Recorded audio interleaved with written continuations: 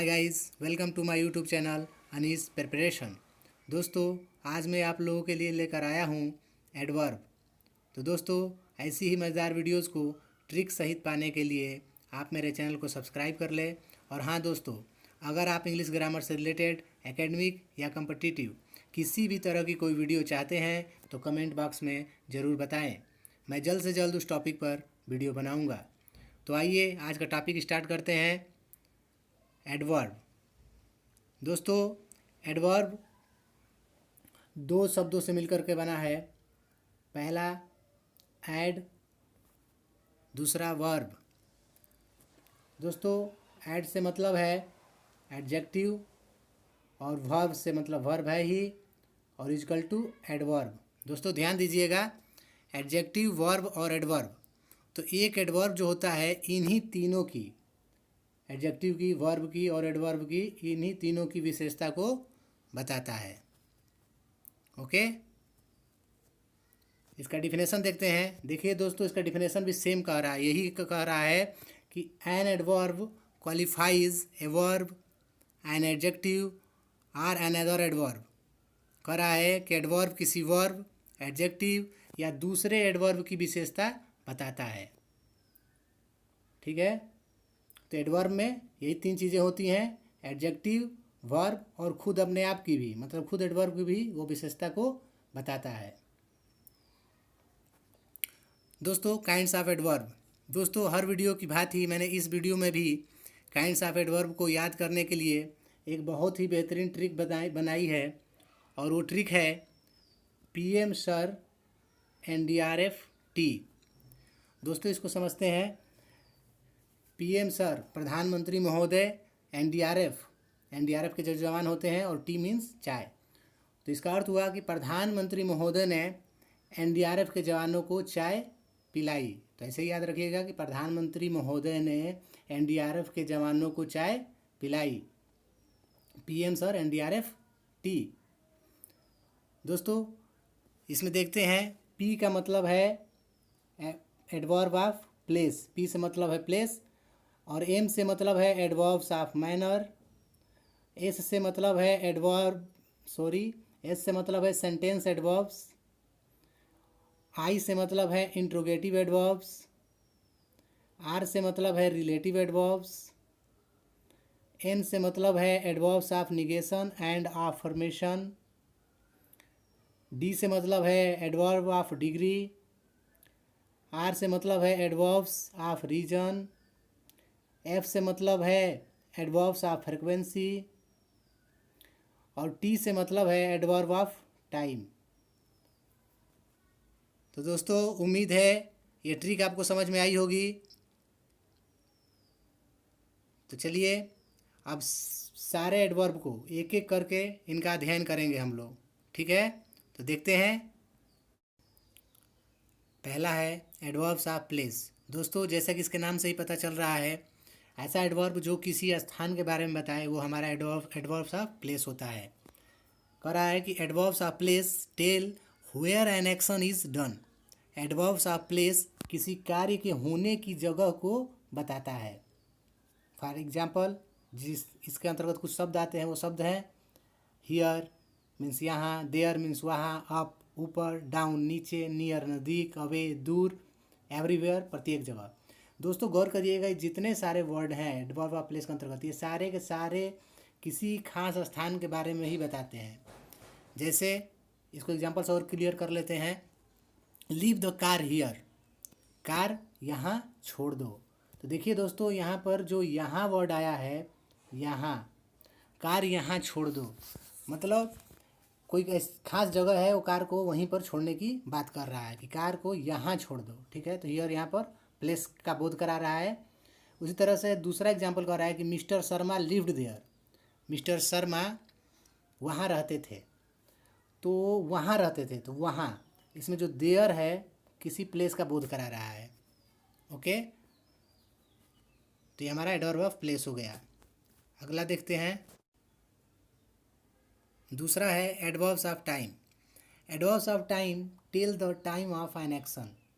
दोस्तों, जैसा कि इसके नाम से ही पता चल रहा है, ऐसा एडवर्ब जो समय के बारे में बताए। एग्जाम्पल से देखते हैं। इसके अंतर्गत कुछ शब्द आते हैं जो इस प्रकार हैं। टुडे मीन्स आज, टुमारो आने वाला कल, यस्टरडे बीता हुआ कल, नाउ अब, एगो पहले, जस्ट तभी या अभी, दोनों के सेंस में प्रयोग होता है। इमीडिएटली तत्काल, तुरंत, एट्सेट्रा। दोस्तों गौर करिए, ये जितने वर्ड हैं ये सब टाइम का बोध करा रहे हैं। टुडे, टुडे मीन्स आज, आज क्या है, आज कुछ ना कुछ टाइम है, आने वाले कल को कुछ टाइम ही होगा। यस्टरडे एक टाइम को बोध करा रहा है। जस्ट अभी, इसी वक्त, ये भी एक टाइम को बोध करा रहा है। इसको एग्जाम्पल से और क्लियर करते हैं। पहला एग्जाम्पल कह रहा है कि ही सा मी यस्टरडे, वह कल मुझे देखा था, वह कल मुझे देखा था। इसमें दोस्तों यस्टरडे जो है एक टाइम को डिनोट कर रहा है कि उसने मुझे देखा तो था, लेकिन कब देखा था, तो कल देखा था। तो ये कल क्या बता रहा है, कल बीता हुआ कल है, एक टाइम को डिनोट कर रहा है। दूसरा है now you have to decide, अब तुमको निर्णय लेना है। देखो भाई बहुत हो गया, अब इस वक्त इस मोमेंट पर अब तुमको निर्णय लेना है। तो नाउ, नाउ अब ये क्या बता रहा है, टाइम को डिनोट कर रहा है कि अब इस क्षण तुमको निर्णय लेना है। तीसरा है adverbs of frequency or number. दोस्तों इसमें कंफ्यूज मत होइएगा, एडवर्ब्स ऑफ फ्रीक्वेंसी और एडवर्ब्स ऑफ नंबर दोनों एक ही है, ठीक है। और जैसा कि इसका नाम से ही पता चल रहा है कि ऐसा एडवर्ब जो किसी कार्य की बारंबारता को बताए। कह रहा है कि tell the frequency of an action, यह किसी कार्य की बारंबारता को बताता है कि कोई कार्य है वो कितनी बार किया गया है, इसके बारे में बताता है, ठीक है।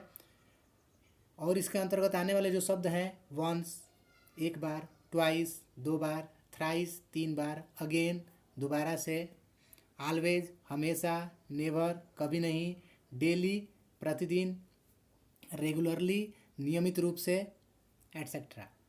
तो दोस्तों इस तरह के जो वर्ड आते हैं वो फ्रीक्वेंसी को दर्शाते हैं, एडवर्ब ऑफ फ्रीक्वेंसी को दर्शाते हैं।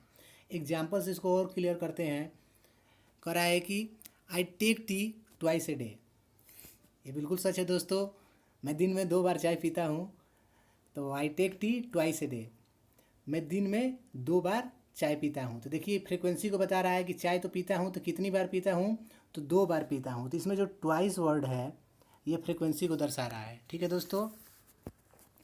ऐसे ही अगला वाला सेंटेंस कह रहा है कि आई कॉल हर डेली, मैं उसे प्रतिदिन फ़ोन करता हूँ, ठीक है। तो मैं उसे प्रतिदिन फ़ोन करता हूँ, तो इसमें फ्रीक्वेंसी किस शब्द से बोध हो रहा है, कौन सा ऐसा शब्द है जो फ्रीक्वेंसी को दर्शा रहा है।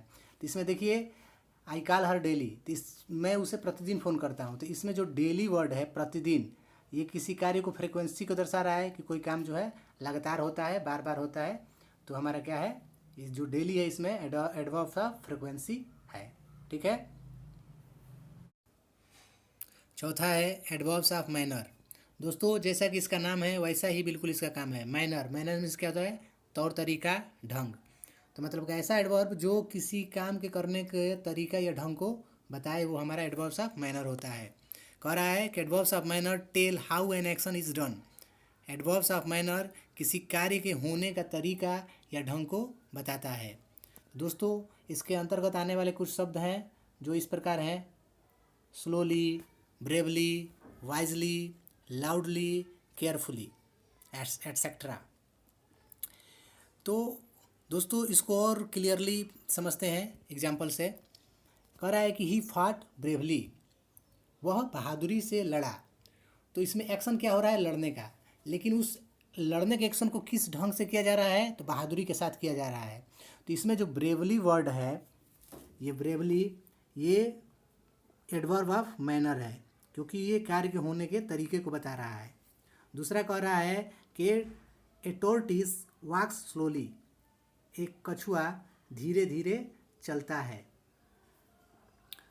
तो इसमें कछुए द्वारा चलने का एक्शन हो रहा है, लेकिन जो एक्शन हो रहा है किस ढंग से हो रहा है, तो धीरे धीरे हो रहा है।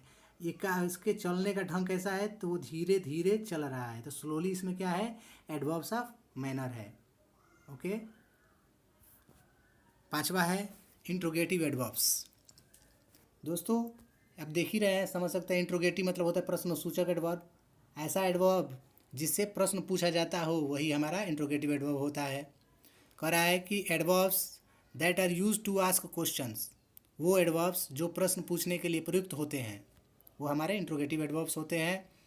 इसके अंतर्गत आने वाले कुछ शब्द हैं, वो हैं when, where, why, how, how much, how many, how often etcetera.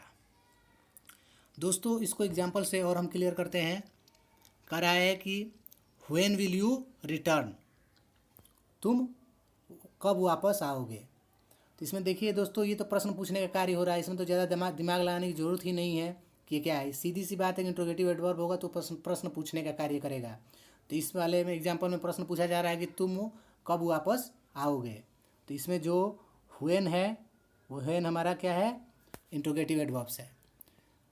दूसरा एग्जाम्पल कह रहा है कि हाउ मच डिड यू पे फॉर योर स्मार्टफोन, पूछ रहा है कि आपने अपने स्मार्टफोन के लिए कितना भुगतान किया। तो दोस्तों इसमें भी प्रश्न पूछा जा रहा है कि आपने अपने स्मार्टफोन के लिए कितना भुगतान किया। तो इसमें हाउ मच, जो हाउ मच है इंट्रोगेटिव एडवर्ब है। ठीक है, अगला देखते हैं। छठा है एडवर्ब्स ऑफ रीजन। दोस्तों इसके नाम से ही पता चल रहा है, रीजन मीन्स कारण। ऐसा एडवर्ब जो किसी कारण को बताए। कह रहा है कि adverb of reason tell the reason of an action. Adverbs of reason किसी कार्य के कारण को बताता है। ठीक है, किसी कार्य के कारण को बताता है। इसके अंतर्गत आने वाले कुछ शब्द हैं जो इस प्रकार हैं, सो, देयरफॉर, हेंस, दस एटसेट्रा। दोस्तों इसको एग्जाम्पल से और क्लियर करते हैं। कह रहा है कि I was hungry so I ate biscuits. कह रहा है कि मैं भूखा था इसलिए मैंने बिस्कुट खाया। तो इसमें रीज़न बता रहा है, देखिएगा इसमें क्या रीज़न है। वो कह रहा है कि मैं भूखा था इसीलिए मैंने बिस्कुट खाया। तो इसमें जो रीज़न बताने का कार्य कर रहा है वो क्या है, इसीलिए। तो सो इसमें जो है क्या है हमारा, ये हमारा है एडवर्ब्स ऑफ रीजन। ये रीजन को बता रहा है कि मैं भूखा था इसीलिए बिस्कुट खाया, मेरे बिस्कुट खाने की वजह यही थी कि मैं भूखा था। दूसरा कह रहा है कि दस माई फादर बिकम एंग्री। तो ये भी कारण बता रहा है कि कोई ऐसी बात हुई होगी जिस पे मेरे पिताजी क्रोधित हो गए। तो इसमें 10 जो है ये रीज़न बता रहा है, तो इसलिए 10 क्या है, एडवर्ब्स ऑफ रीज़न है इसमें। ठीक है, अगला देखते हैं। 7 नंबर है एडवर्ब्स ऑफ डिग्री और क्वांटिटी। दोस्तों इसमें कंफ्यूज मत होइएगा, एडवर्ब्स ऑफ डिग्री या क्वांटिटी दोनों एक ही चीज़ है। किसी किसी बुक में डिग्री रहता है, किसी में क्वांटिटी रहता है, लेकिन दोनों एक ही चीज़ है। देखते हैं, adverbs of degree tell us about the intensity of degree of an action, an adjective और एन एडवर्ब। समझते हैं दोस्तों, इसको कह रहा है कि एडवर्ब ऑफ डिग्री हमें किसी वर्ब, एडजेक्टिव या एडवर्ब की तीव्रता किस हद तक या कितनी है को बताता है। दोस्तों एडवर्ब ऑफ डिग्री जो होता है वो 3 चीज़ों को बताता है, और तीनों चीज़ों के डिग्री को बताता है, उसकी तीव्रता को बताता है, उसकी हद को बताता है कि वो मात्रा में कितना है। और 3 चीज़ें क्या क्या हैं, वर्ब की तीव्रता को बताता है, एडजेक्टिव की तीव्रता को बताता है, और खुद अपने आप की भी यानी खुद एडवर्ब की भी तीव्रता को वो बताता है। ठीक है, इसके अंतर्गत आने वाले कुछ शब्द हैं जैसे much, very, totally, too, nearly, enough, fully, almost etcetera. दोस्तों ये सारे जो वर्ड हैं ये मात्रा को दर्शाते हैं। मच मीन्स बहुत, वेरी मीन्स बहुत, टोटली मीन्स संपूर्ण, टू मीन्स बहुत ज़्यादा, नियरली मीन्स लगभग, एनफ मीन्स काफ़ी, फुली मीन्स पूर्ण रूप से, ऑलमोस्ट मीन्स लगभग। तो दोस्तों ये सारे के सारे जो हैं मात्रा बताते हैं, डिग्री बताते हैं किसी चीज़ को, किसी चीज़ की डिग्री बताते हैं। एग्जाम्पल्स इसको और क्लियर कर लेते हैं। कह रहा है कि सी इज़ ड्राइविंग टू स्लोली, वह वह बहुत धीरे धीरे गाड़ी चला रही है। तो इसमें देखिए उसकी तीव्रता बता रहा है गाड़ी का, को तो गाड़ी तो चला रही है लेकिन बहुत धीरे धीरे चला ले रही है। ठीक है, तो यहाँ पर वर्ब का ये डिग्री बता रहा है। गाड़ी तो चला रही है लेकिन बहुत धीरे धीरे चला रही है। तो इसमें जो टू वर्ड लगा है दोस्तों, ये टू, यही हमारा जो है एडवर्ब्स ऑफ डिग्री है। ठीक है, आठवां है adverbs of negation and affirmation. दोस्तों जैसा कि इसके नाम से ही पता चल रहा है कि एडवर्ब्स ऑफ निगेशन, अगर एडवर्ब्स ऑफ निगेशन होगा तो उसके अंतर्गत नकारात्मक बातें होंगी, और अगर एडवर्ब्स ऑफ अफर्मेशन होगा तो उसके अंतर्गत सकारात्मक बातें होंगी। कह रहा है कि adverbs that express a sense of positivity or negativity are called adverbs of affirmation or negation. वे एडवर्ब्स जो सकारात्मकता या नकारात्मकता के भाव को व्यक्त करते हैं वो हमारे adverbs of negation and affirmation होते हैं।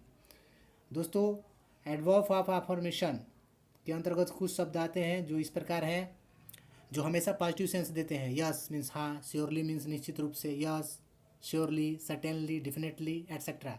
दोस्तों ये सारे के सारे वर्ड हमारे पॉजिटिव सेंस देते हैं। वहीं दूसरी तरफ अगर एडवर्ब्स ऑफ निगेशन की बात की जाए तो ये सारे के सारे वर्ड जो हैं इसके अंतर्गत वो निगेटिव सेंस देते हैं। जैसे no, not, never, not at all, नहीं, नहीं, कभी नहीं, नॉट एट ऑल मीन्स बिल्कुल नहीं। दोस्तों इसके जितने भी वर्ड हैं ये सारे निगेटिव सेंस दे रहे हैं, तो ये हमारे एडवर्ब्स ऑफ निगेशन के अंतर्गत आते हैं। एग्जाम्पल्स इसको और ज़्यादा क्लियर करते हैं। श्योरली ही इज़ रॉन्ग, कह रहा है कि निश्चित रूप से वह गलत है। दोस्तों इसमें एकदम वो कंफर्म कर दे रहा है, एकदम ये पॉजिटिव सेंस दे रहा है कि निश्चित रूप से वह गलत है। तो इसमें जो श्योरली वर्ड लगा है दोस्तों ये हमारा एडवर्ब्स ऑफ अफर्मेशन है, ये पॉजिटिव सेंस दे रहा है। वहीं दूसरा वाला एग्जाम्पल आई डोंट नो हर, मैं उसे नहीं जानता हूँ, ये निगेटिव बात कर रहा है, कह रहा है कि मैं उसे नहीं जानता हूँ, नकारात्मक बात कर रहा है।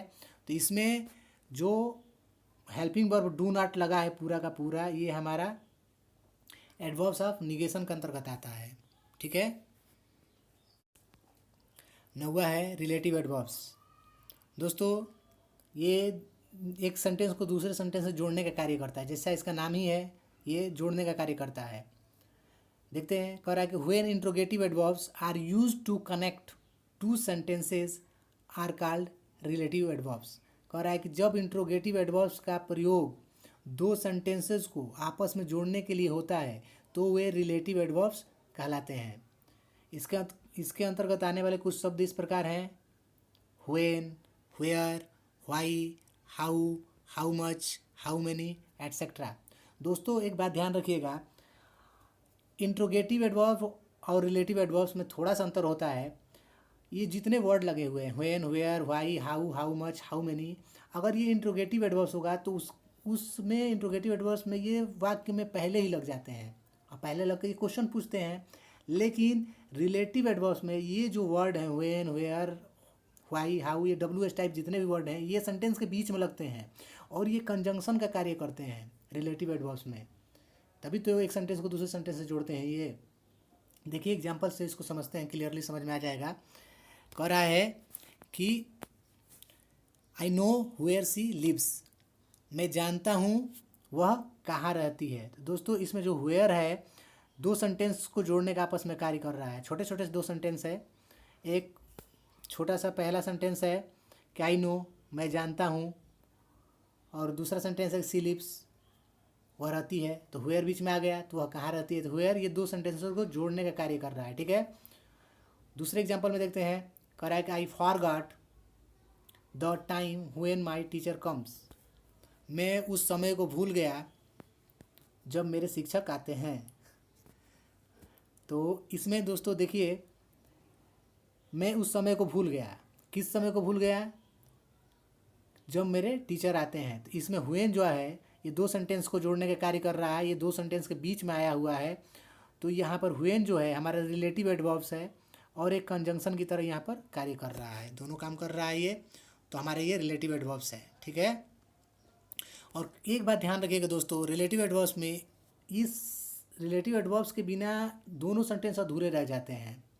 जैसे कह रहा है पहला वाला सेंटेंस तो बिल्कुल अधूरा रह जाता है। जैसे अगर दोनों की बात कर ली जाए तो पहला कह रहा है कि आई नो, मैं जानता हूँ। तो क्या जानता हूँ, जब तक मैं आगे की बात नहीं कहूँगा कि वेयर सी लिव्स, वह कहाँ रहती है, तो पूरे सेंटेंस का भाव क्लियर नहीं हो रहा है। वैसे ही दूसरे वाले में है कि आई फॉरगेट द टाइम, मैं उस समय को भूल गया। मैं किस समय को भूल गया ये पता नहीं चल रहा है, लेकिन जैसे ही मैंने व्हेन को कंजंक्शन को जोड़ करके व्हेन रिलेटिव प्रोनाउन का प्रयोग करके आगे की बात कही कि व्हेन माई टीचर कम्स, तो इस पूरे सेंटेंस का अर्थ क्लियर हो जा रहा है कि मैं उस समय को भूल गया जब मेरे शिक्षक आते हैं। ठीक है दोस्तों, उम्मीद है ये टॉपिक समझ में आया होगा। अगला देखते हैं 10वां, सेंटेंस एडवर्ब्स। दोस्तों ये बहुत इंपॉर्टेंट है, इसको ध्यान से देखिएगा। कह रहा है कि sentence adverbs modify the whole sentence. देखिए वाक्य में एक ही शब्द होगा, लेकिन वो पूरे के पूरे वाक्य का भाव, अर्थ को बदल देगा, मॉडिफाई कर देगा उसके पूरे अर्थ को। इसके अंतर्गत आने वाले कुछ शब्द हैं जो इस प्रकार हैं: fortunately, perhaps, actually, clearly, probably, etcetera. दोस्तों इसको हम एग्जाम्पल से क्लियर करते हैं। कह रहा है कि fortunately we escaped from the accident. कह रहा है कि सौभाग्य से हम दुर्घटना से बच गए। तो दुर्घटना से हम बच गए, ठीक है, ये तो नॉर्मल सेंटेंस हुआ। लेकिन इसमें जो फॉर्चुनेटली लगा हुआ है सौभाग्य से, उसमें मेन फंडा क्या था कि हम क्यों बचे, तो हमारा सौभाग्य था कि हम बच गए। तो इसमें फॉर्चुनेटली जो देखिए पूरे सेंटेंस के अर्थ को मॉडिफाई कर दे रहा है, पूरे सेंटेंस के अर्थ के भाव को बदल दे रहा है। ठीक है, तो फॉर्चुनेटली यहाँ पर सेंटेंस एडवर्ब की तरह प्रयोग हुआ है। दूसरा है ही इज क्लियरली अनहैप्पी। कह रहा है कि वह स्पष्ट रूप से दुखी है। तो वह दुखी है तो समझ में आ रहा है, लेकिन एक वर्ड इसमें लग गया है क्लियरली, साफ तौर पे, स्पष्ट रूप से। तो ये इस पूरे सेंटेंस के अर्थ को मॉडिफाई कर दे रहा है क्लियरली। क्लियरली यहाँ पर सेंटेंस एडवर्ब्स की तरह प्रयोग हुआ है। तीसरा देखते हैं। तीसरा कह रहा है कि she could do it surely. She could do it surely, वह कर सकती थी निश्चित रूप से। ठीक है, वह कर सकती थी तो नॉर्मल सेंटेंस हो गया, लेकिन निश्चित रूप से कर सकती थी, इसमें एक वर्ड जुट गया है श्योरली। तो इसमें श्योरली ही जो है ये सेंटेंस एडवर्ब है, जो कि पूरे वाक्य के अर्थ को मॉडिफाई कर रहा है। और दोस्तों इसमें एक खास बात आप लोग नोटिस करिएगा। देखिए तीनों सेंटेंस को ध्यान से देखिए। जो सेंटेंस एडवर्ब होता है वाक्य में कहीं भी हो सकता है। वाक्य के शुरू में हो सकता है, जैसे पहले वाले सेंटेंस में देखिए फॉर्चुनेटली वाक्य के शुरू में लगा हुआ है। वाक्य के बीच में हो सकता है, देखिए दूसरे वाले सेंटेंस में जो क्लियरली वर्ड है सेंटेंस एडवर्ब वाक्य के बीच में लगा है। किसी सेंटेंस के लास्ट में भी हो सकता है। तो देखिए थर्ड वाले सेंटेंस में जो श्योरली वर्ड लगा हुआ है सेंटेंस एडवर्ब्स के अंतर्गत, वो वाक्य के अंत में लगा है। ठीक है, तो इसको हम अपनी आवश्यकता अनुसार, अपने प्रयोग के हिसाब से इसको हम कहीं भी रख सकते हैं। ओके, ठीक है दोस्तों, इसके अंतर्गत एक नोट है जिसकी चर्चा हम अभी पीछे कर चुके हैं, लेकिन फिर भी एक बार देख लेते हैं। और ये नोट ये कह रहा है कि सेंटेंस एडवर्ब आवश्यकता अनुसार वाक्य के शुरू, अंत या बीच में कहीं भी आ सकता है। दोस्तों ध्यान दीजिएगा, जो सेंटेंस एडवर्ब होता है उसका कोई फिक्स स्ट्रक्चर नहीं है। वो किसी वाक्य में शुरू में ही रहेगा या बीच में ही रहेगा या सबसे लास्ट में आएगा, ऐसा कुछ भी नहीं है। वो अपने भाव के अनुसार, अपने अर्थ के अनुसार किसी सेंटेंस के स्ट्रक्चर में वो कहीं भी हो सकता है। किसी सेंटेंस को शुरू में भी हो सकता है, बीच में भी आ सकता है या अंत में भी आ सकता है। ठीक है दोस्तों, उम्मीद है आज की वीडियो आपको अच्छी लगी होगी। दोस्तों कैसी लगी आज की वीडियो? अगर अच्छी लगी हो तो इसे लाइक करें और मेरे चैनल को सब्सक्राइब करें, और इस वीडियो को ज़्यादा से ज़्यादा अपने दोस्तों के पास शेयर कीजिए ताकि इससे अधिक से अधिक लोग लाभ उठा सकें। Thank you.